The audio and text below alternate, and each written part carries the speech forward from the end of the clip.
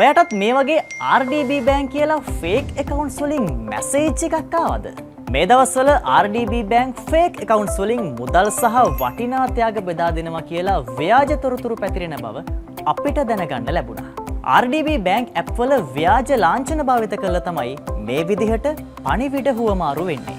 මේව දැක්ක ගමන් ක්ලික් කරන්න යන්න එපා.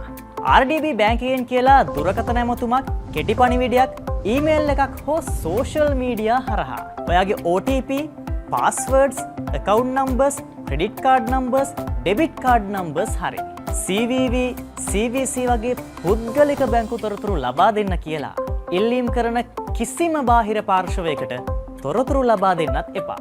මේ වගේ මැසේජ් එකක් ආවොත් www.rdb.lk official website එකෙන් RDB official social media accounts වලින් නැත්නම් 1985 අංකයට කතා කරලා මේ ගැන හරියටම තහවුරු කරගන්න පුළුවන්.